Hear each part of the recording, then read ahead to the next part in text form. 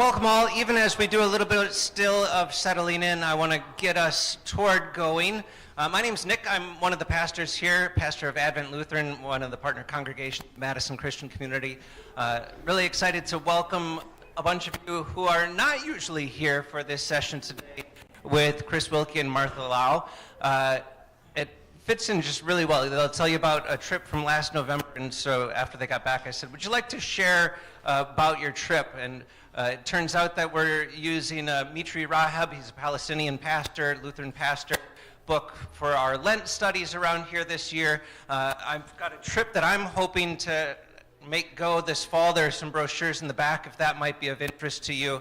And of course, just the news keeps happening over there. And so it helps keep our renewed focus on the need for peace, need for justice for Palestinians. And so Chris is a member here at Advent, and her sister Martha comes to us from Decorah, and I'm going to hand it over to you. With the one other note, it is going to be tight. This is a room that has worship happen in it at 10:15, so we need to be done in here with this session by 10 o'clock to get things turned over and ready for worship. So just you can be aware of that. You can be ready with that on your questions. That questions might need to happen out after the session or whatever it is. Thank you. How about we welcome them? Thank you. And it's me, Martha. Shu Ismak, Mr. George. Shu Ismak is what is your name? I'm Martha. My sister and I went to Bethlehem, Jordan. We went to Jerusalem, Jordan in 1966. So that was our introduction to the Middle East. We had just moved to North Africa, to Libya. And so our connections are long. They started again in the early 2000s when we started going to Sabeel conferences. Sabeel is an Arabic word meaning the way. And so we have had a history of going. Chris has visited several times. My husband George and I have lived a total of a year between Bethlehem and East Jerusalem and doing different volunteer work. Like to talk about my sister's dress. It's a Palestinian thobe, a traditional Palestinian woman's dress. Our mom bought it in Gaza in the late 90s. And mine I got in Bethlehem. They're both used, old, and they have, the embroidery is all hand done. So if you start looking at our dresses closely, the work is magnificent. Our mom was our peace and justice advocate. We have a picture of her over on the piano. She chose this picture for when she knew she was dying. She picked that picture to represent her. So she was deep into peace and justice issues with Palestine and Israel. Okay, I'm going to start with a brief introduction. This is Charlotte, by the way.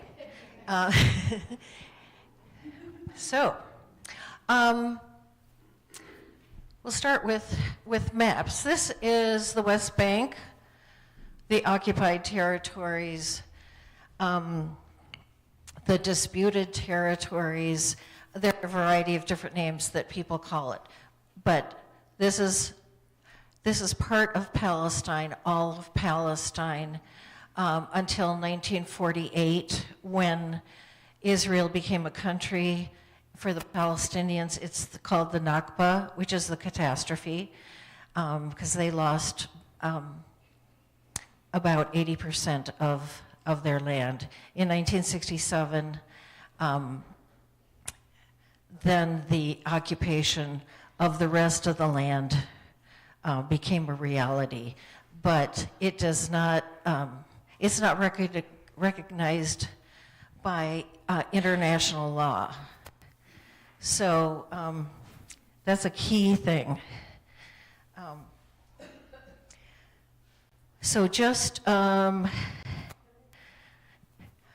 you have, You say it's not recognized by international law, can you say what it is that's not recognized by international law? that it was unlawful for Israel to take over the land.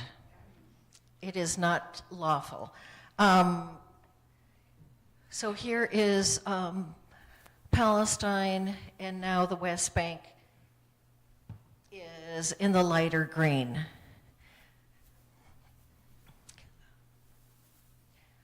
As far as, our focus is on East Jerusalem, Bethlehem, but we have been up and down the country. So Palestine has also been shrinking. In 1946, and then the UN partition plan, suggested plan, giving the more of the land to Jews rather than the indigenous peoples. So it has shrunk now to the little bits of green, so there are little Bantustan's around the country. Yes? Up before the October 6th, that fourth map would have definitely been accurate.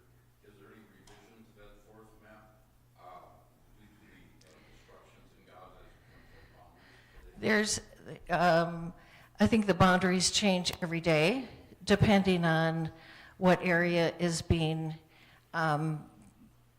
taken over, land confiscated.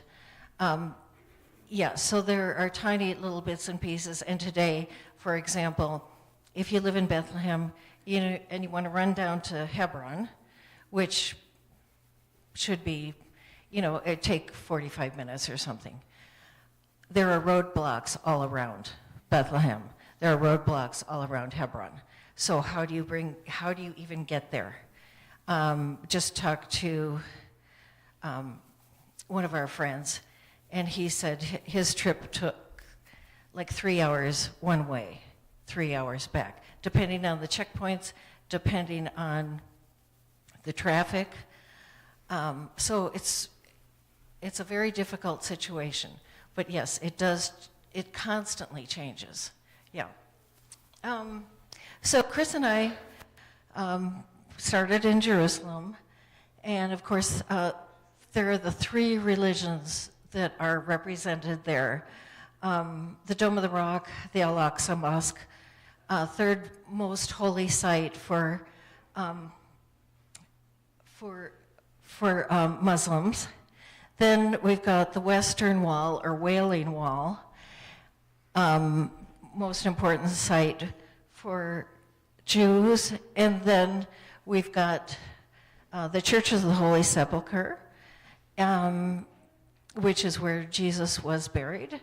And so these are all with probably a 5-minute walk, maybe 10. Minute walk from each other in the old city. They're so close, they're so important. It's so contentious, not because one religion is fighting each other. It's a political issue. It's political. Entering Damascus Gate, here's the Dome of the Rock again. This picture, well, it was Shabbat, so the Jews were going to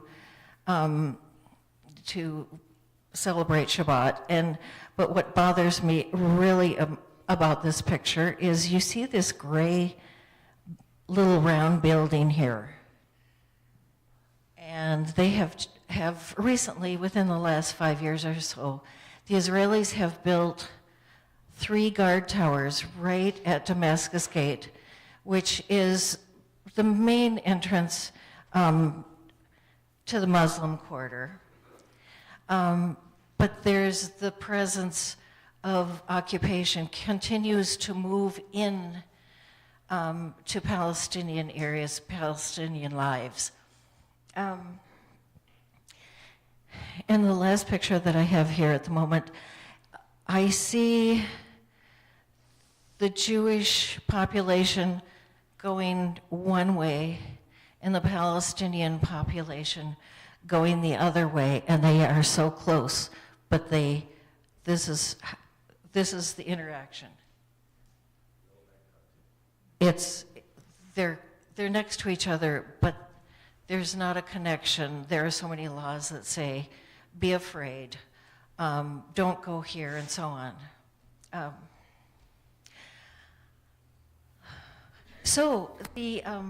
Thank you.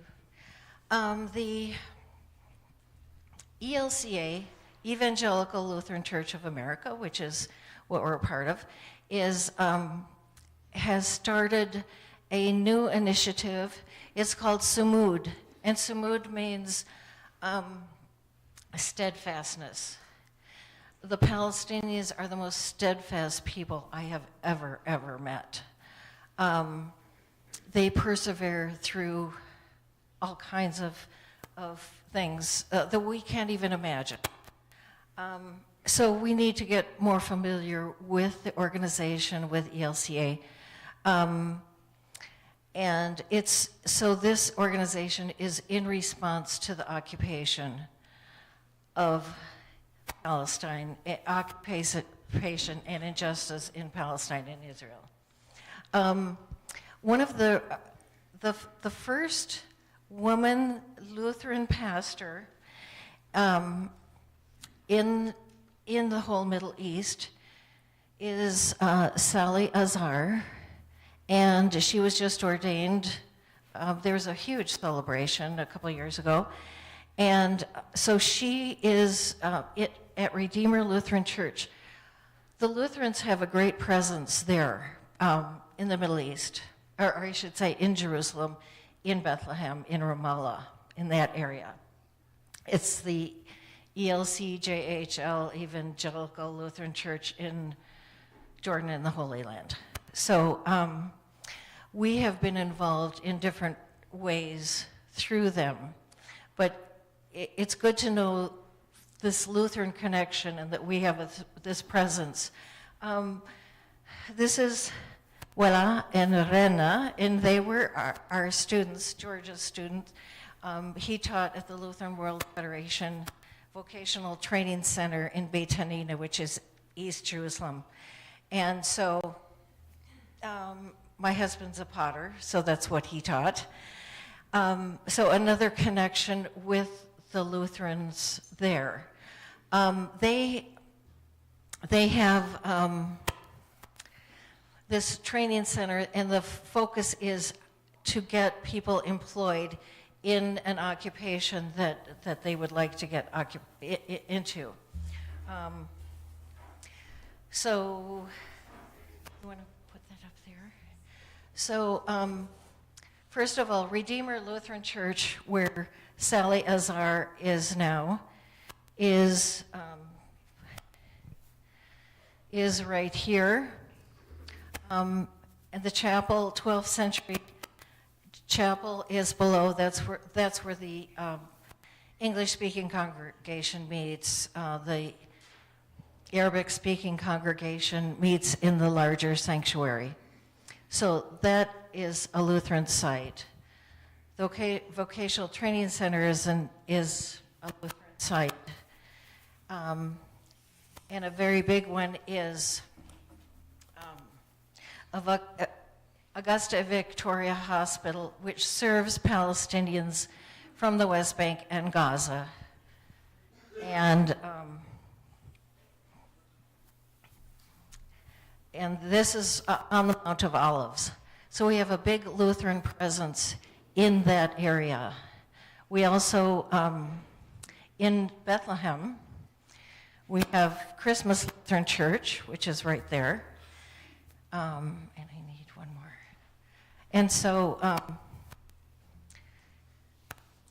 Christmas Lutheran Church is pastored by Munther Isak, and he is, if you have not heard of him or listened to him, he is a fabulous new voice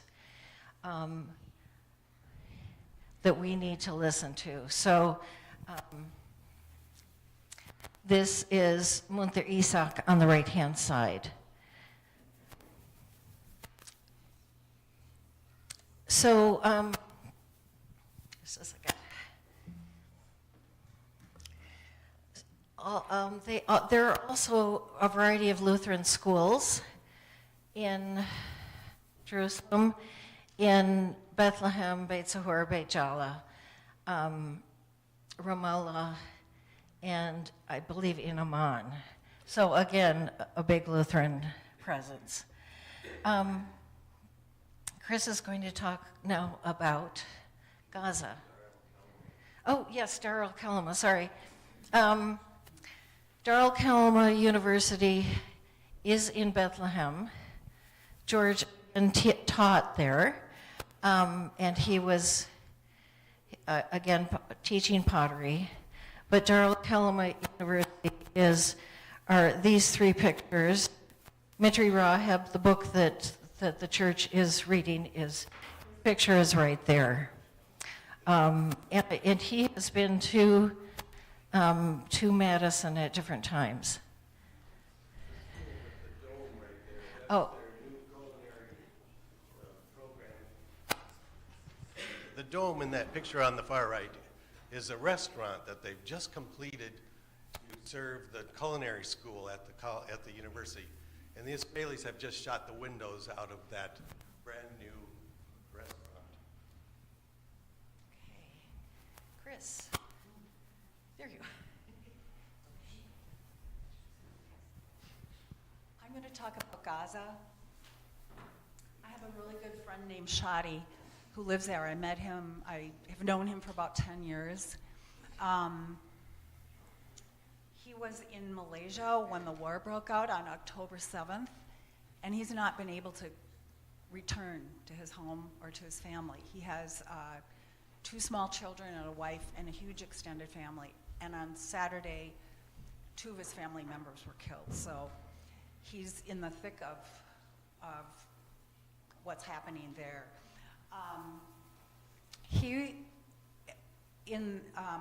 I don't know how many years ago, I think it was around 2014, he founded the Edward Said Library with Mossab Abu Tahu. And unfortunately, that has been completely demolished. He taught classes there. Children could come and get books. They were all in English. And anyway, it is no longer in existence. He has a wife named Noura. His daughter's name is Masa. She just turned 2 in February, and he has a daughter, or a son named Mohammed, who's a little bit older. When his family, their home was damaged and they were asked to leave, they didn't know where to go, but they ended up at an UNRWA school in Beit Lahia, and they lived there with many other people. They didn't have blankets, they were cold, the food was very limited, and the water was also very limited and not always clean if they were able to get any at all.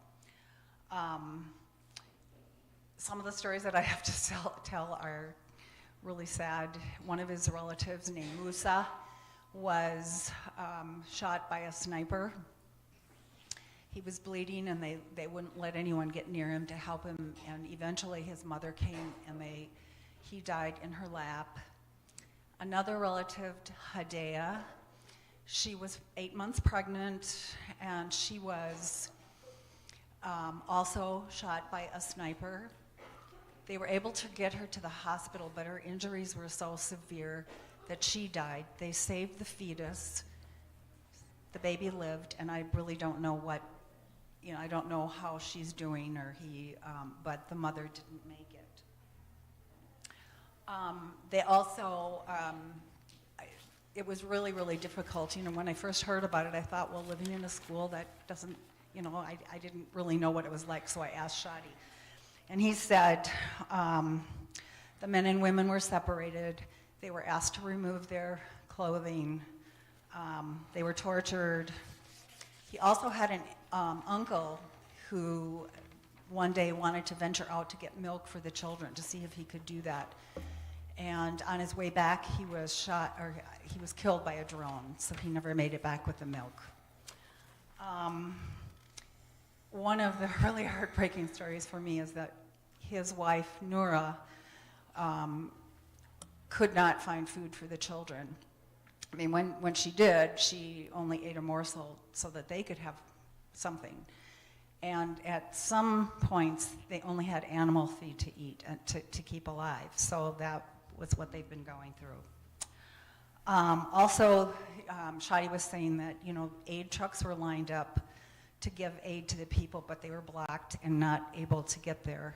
You know, occasionally things would get in, and we have a friend named Mercy Aiken who has a group that somehow, and I don't really know how they do it, but they were able to get aid to some of the people. Shadi's family kept hoping it would get to him. It never did.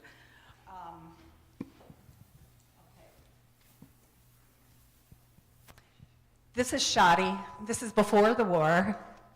This is his daughter Musa and son Muhammad. And Shadi, while he's been in Malaysia, he has written a book. It's called Beneath the Gaza Sky, and it will be published in April. It was supposed to be done at the end of March. Now he updated me. His friend Mozart sent this picture. This is Jabalia. And this is a before, or I'm sorry, here's the before and the after. And I think this is near where they live in the northern part of Gaza. Here's his family when they were having to move. Sometimes they had to sleep on the streets. You know, they would move from the school to another area. Eventually, they moved back to their, near their home. This is their home that was bombed. They went back to their home and set up a tent. And so now they're living in a tent next to the ruins of their home. This is a picture. Well, first I'll show this one.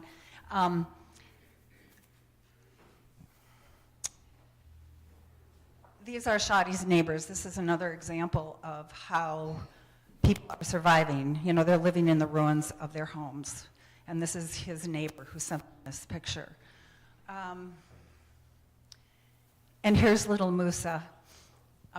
I don't know how they did it, but they got a birthday cake for her on her second birthday. Things were better, a little bit better. She had a little bit of food. They were able to celebrate with a birthday cake. And you can tell that she's grown, and her dad has missed, you know, more than a year of life with her. And I have something to read that he wrote.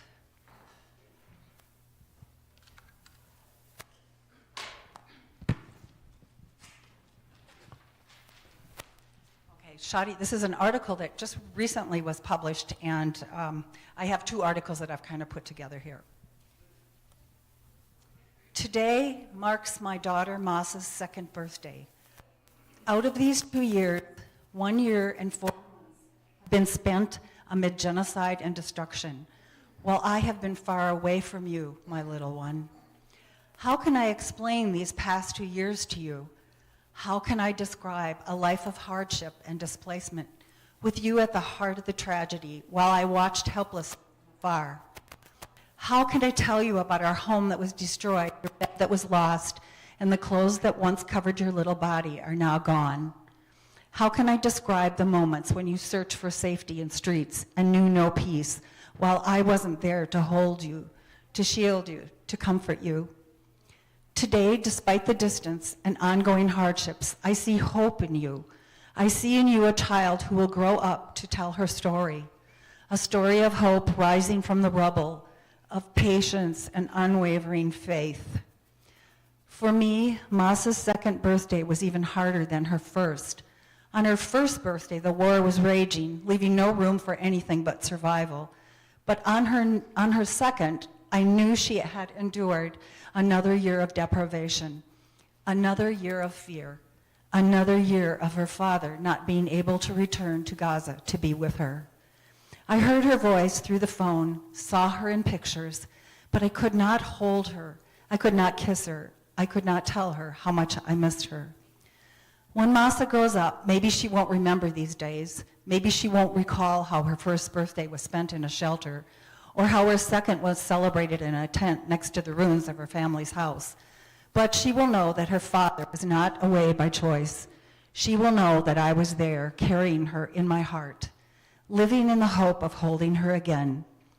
Masa did not choose to celebrate her birthday in war, but she was born in Gaza, where children grow up too soon, where innocence is tested in the harshest ways, and where celebrations are never what they should be.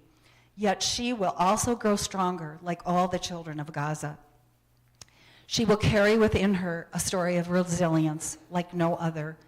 And one day, when I return to her, I will hold her in my arms, tell her how much I missed her, and celebrate her birthday as it should be, not under the bombs, not among the rubble, but in a world she deserves, a world not made for wars and death, but for life. Masa, you will always be in your father's heart, no matter how hard times may get. I wanted to also point this out. When my parents went to Gaza, my mom took this picture, and we call it the Gaza Girls. And so today, we know they're not children anymore. We hope they're still alive, and we don't know their stories, but they're sort of a symbol of life in Gaza.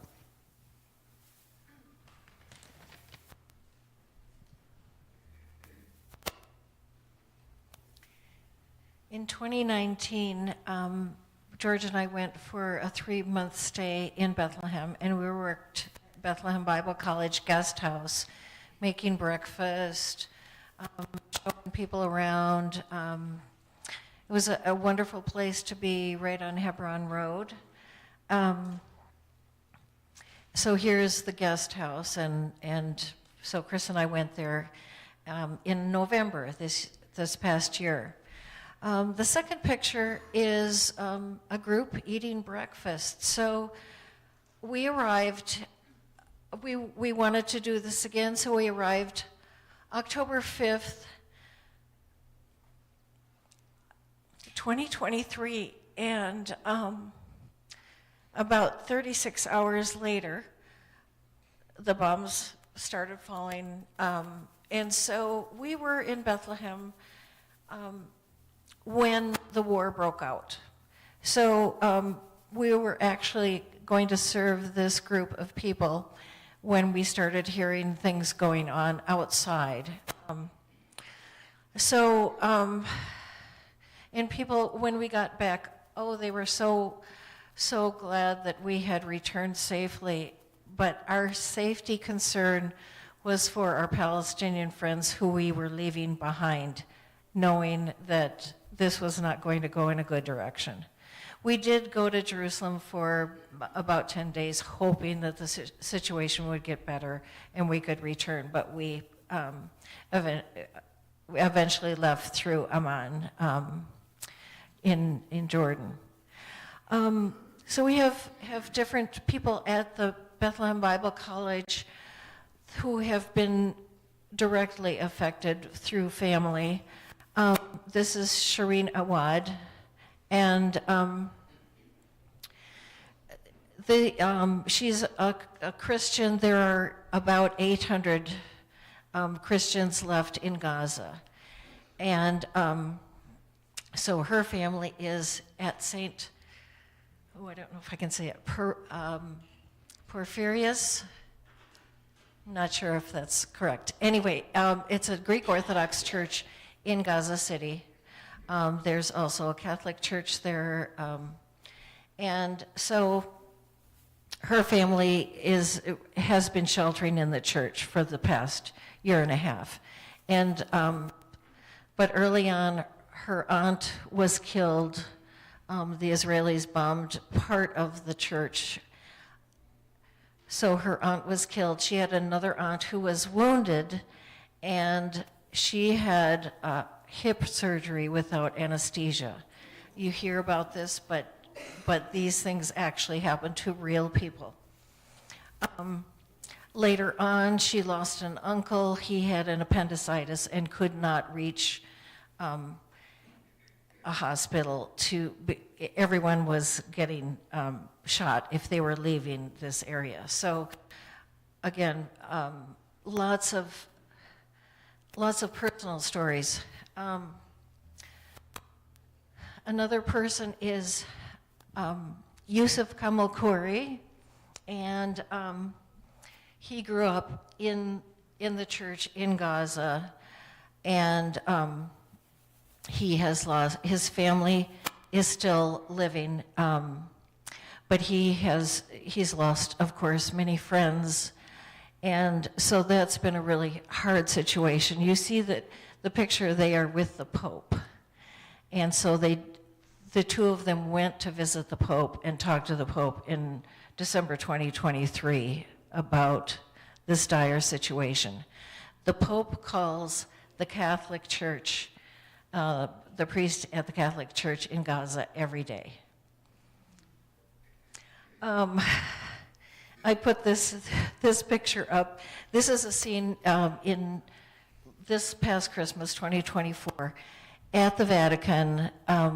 The figures are life-size figures. This is the Nativity from Bethlehem. And so this is olive wood.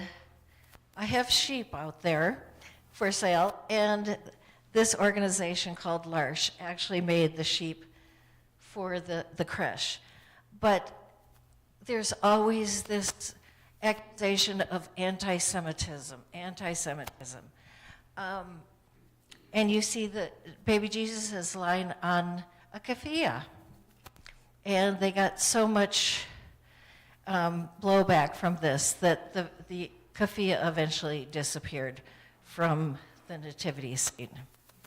The creche on the left is at Christmas Lutheran Church in Bethlehem. Mitri Rahab, Munther Isak is the pastor. He created this, and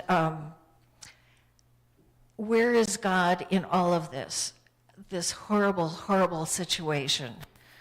Why isn't God doing anything? And his response is, God is in the rubble with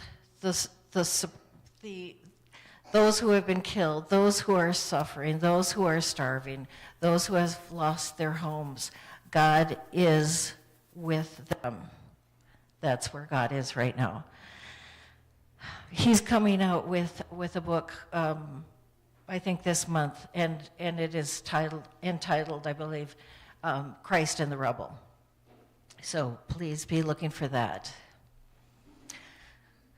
Chris. So there are so many stories that we hear or that we experience that are continually happening. And so this is a situation that we need to address in a positive way. And so, yeah, we continue to work even though there seems to not be hope in the situation. But everything that we do can add to a turnaround, a change. Okay, now we're going to Batir. Someone has a question. I'm just curious, you made the comment that this was political, not religious. But you also showed the picture of the Jewish population going one way, the Islam people going the other. How does a situation like this not engender and foster and perpetuate actual hatred based on the fact he's Islamic?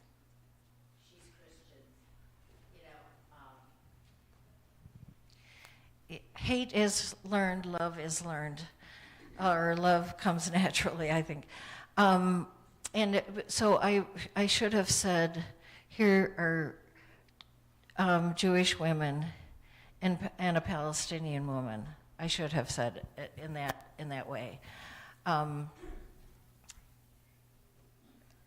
had an experience. There was an Israeli man who offered to give us a ride back to where we were staying. We happened to be staying on the Mount of Olives, which is Palestinian East Jerusalem. And when he realized where we were going, the car slowed and stopped finally. And he said, I can't go any farther. It's too dangerous for me. And we're 3 women, and it's dark out, and we said, fine, we'll walk. We felt fine, but the other is the enemy. If you are taught this and fed this, that's what you are believing. Yeah, it's a challenge. At the end of our trip, we went to a village called Batir. I loved Batir. I want to go back to Batir. But it was a place that it was so peaceful. It was so beautiful. In the year 2004, UNESCO Heritage Site claimed Batir as part of so it's a protected area.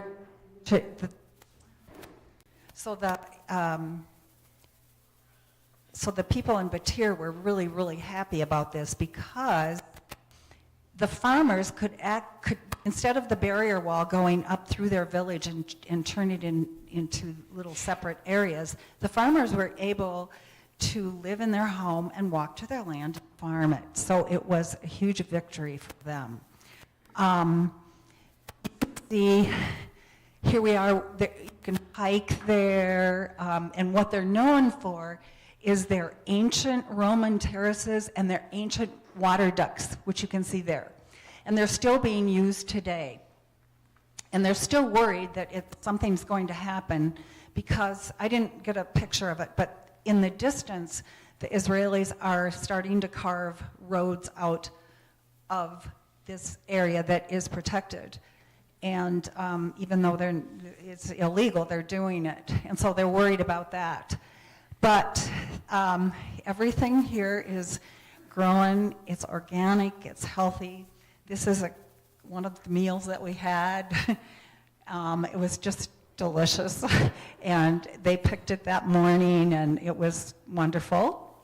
And here's another picture of when we went on the hike, and it was peaceful, and it was really, really wonderful to be there. And here are some children that are on their way to school. So on the surface, life appeared to be fairly normal. And our hostess, her name was Fatum.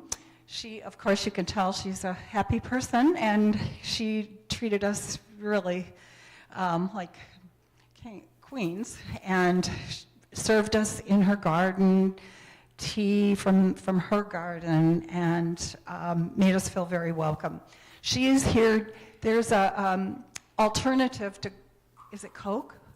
It's an alternative to Coke, because the Coke is on the BDS list now. And so there's all these different drinks coming out that are not on that list. You can see this is in the restaurant, and they are known for their eggplants, and they made eggplant dishes for us for breakfast and for dinner. We didn't have lunch there, but anyway, it was a wonderful place to be, and it was where we ended our trip. The sad thing that we found out as we were there is, well, when we were at the restaurant, there were no other people.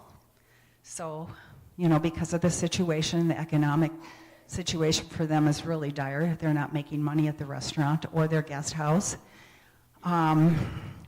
Also, we met the proprietor of the one shop there where we wanted to buy some things to bring back, and it was closed. So Fatum had to find him for us, and he opened the place, and it was obvious it hadn't been opened in quite a while. So we shopped there, and he was happy. And then our last dinner there, we were having a lovely, relaxing time, and we found out that one of the women in the village was 100 years old, and we were supposed to meet her, but it didn't work out, and she still farms. Well, one night, the IDF let hundreds of warthogs out into the village, and they completely desecrated her garden, and of course many others, that ruined the food, pulled it out from the roots. And so they're dealing with these kinds of things and hoping that it will one day go away. So, but Batir is a beautiful place, and you can read more about it online.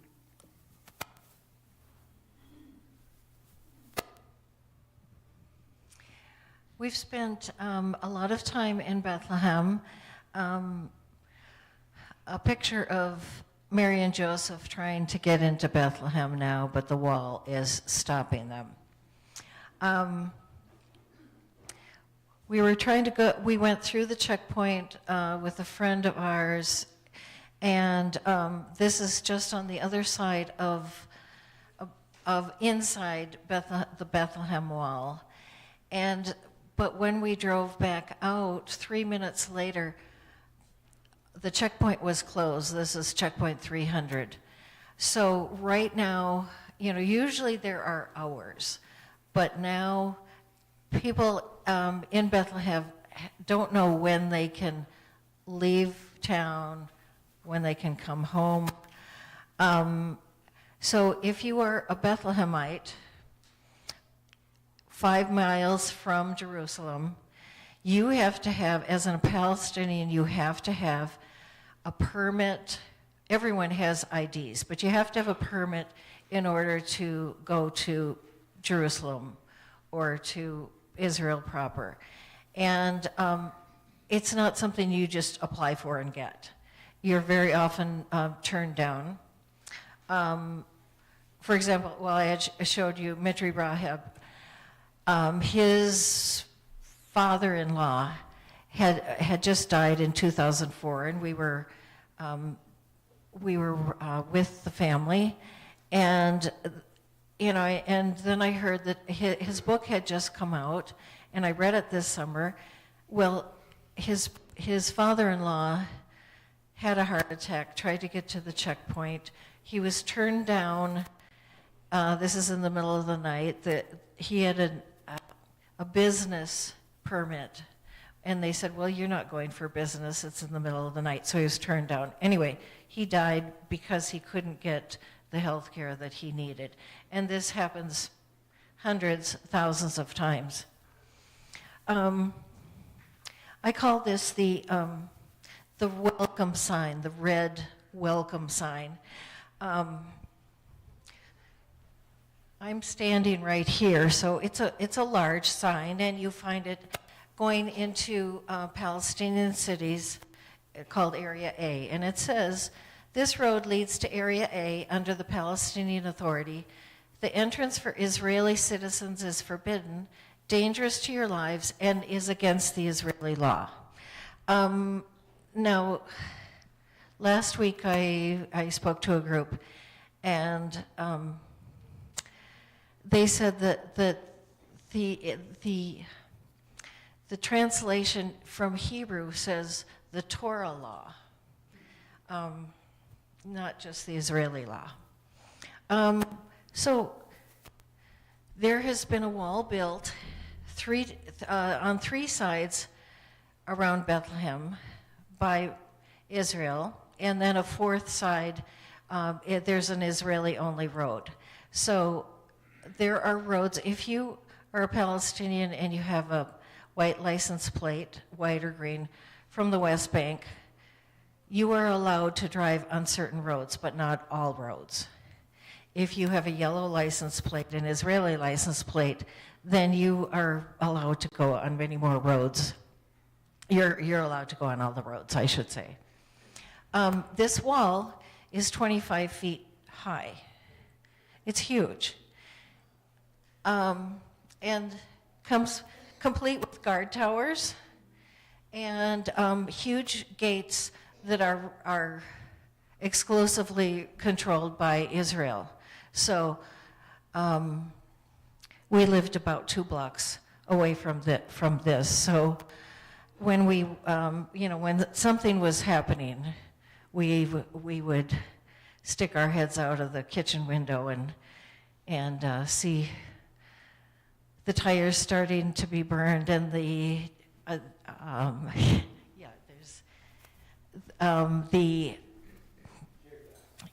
the tear gas going. This is from where we were staying, we could see this. Often there would be clashes and tear gas, and then they'd usually finish up with stink water, which they would spray a truckload of this smelly water that smelled like 1,000 dead cows. And they'd spray it all in the houses and in the shops, and the smell would linger for months. So it was just this really intimidating and humiliating weapon that they would use, this stink water. But the tear gas too.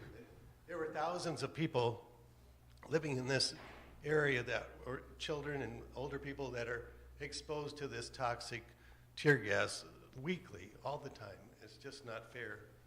Collective punishment. Yeah. This, by the way, here are a couple of pictures of when we left Bethlehem to go to Jerusalem. Within 5 days, probably within a couple of days, all of the roads around Bethlehem had been closed, and this road had huge cement blocks, rubble, huge stones, and so when we were leaving, this is October 10th or something like that, 2023, we coordinated with friends where one brought us to this place, and then we climbed over the rubble and carried the suitcases over, and then we had a driver on the other side. But it was just, it was a little challenging to get out. So we have tear gas canisters. These were sitting out just by this gate after, something happened. Anyway, on the tear gas canisters, they are made in Pennsylvania. They come from us. So a few pictures on the wall. Make hummus, not war. It's a great, not walls. And so just a variety of different pictures. We've got Shireen Abu Akleh, who was killed 3 years ago, I believe. She was a Palestinian American journalist, actually. For the last 25 years, people watched her every evening. It was kind of like Walter Cronkite is part of the family because you're so used to hearing him. She was killed in Jenin.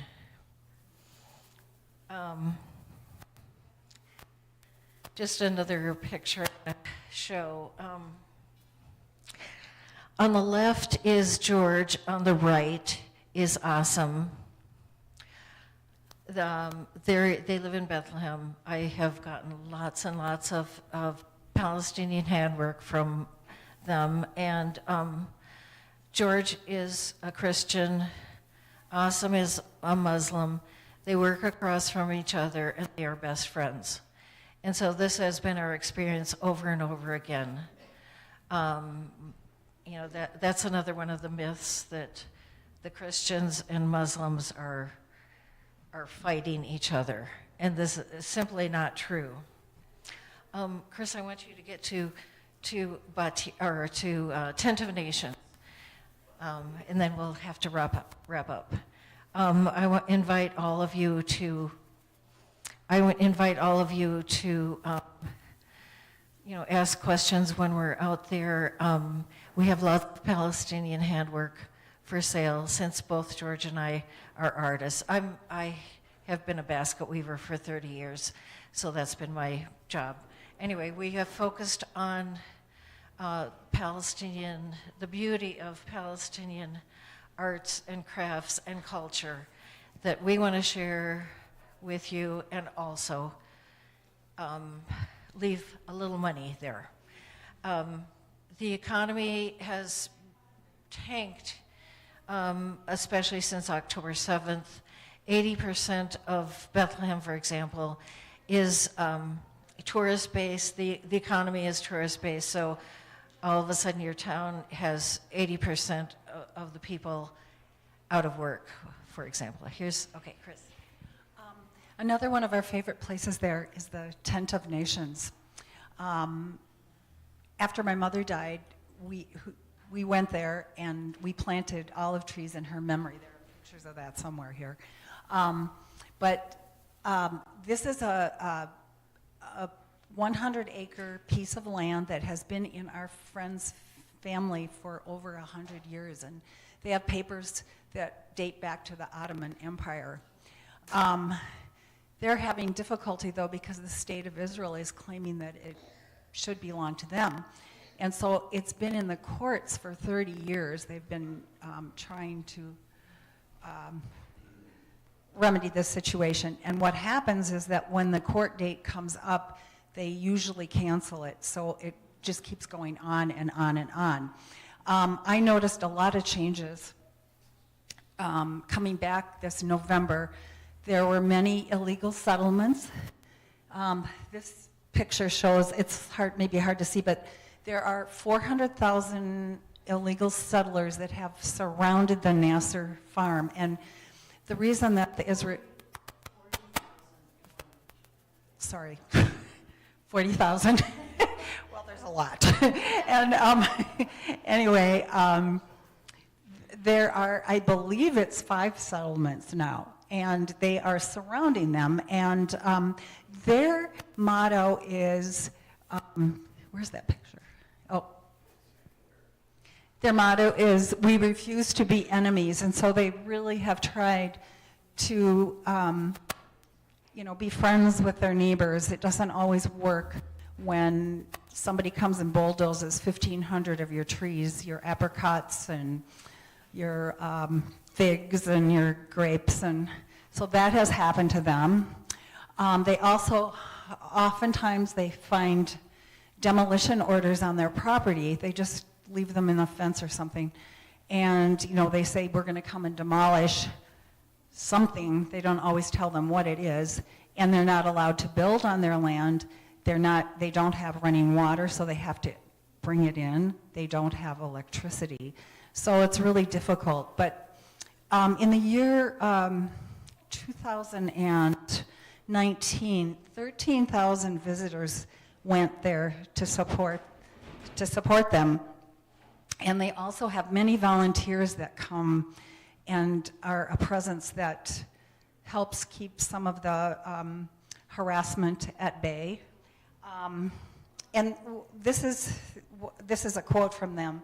They really, really like having volunteers there, and they often do. And they say, we remain steadfast in faith and justice with gratitude for your walk with us, faith, love, and hope. Thank you for refusing to be silent in the face of injustice. And so they are always inviting people, and there are people from all over the world that have been there, that live on the property, they help farm, and they also provide a protective presence for them. Amal, she's one of the family members that owns the property, and she always, this is a cave. Some people live, when they work there, they actually have another cave, which I didn't go into, that has bunk beds in it, and that's where they sleep. And the thing that I noticed even 10 years ago, our taxi drove us to a certain point, and then we had to climb over boulders to get there. So the family is a Christian family from Bethlehem. They live there. And and try to get to their land every day, but there are so many obstacles, it's not always possible. Thank you so much. If you have several more hours, you, yeah, we never have enough time. But thank you so much for listening, and we will be out in the hall for questions and for, please look at the Palestinian handwork and work for peace with justice. Thank you.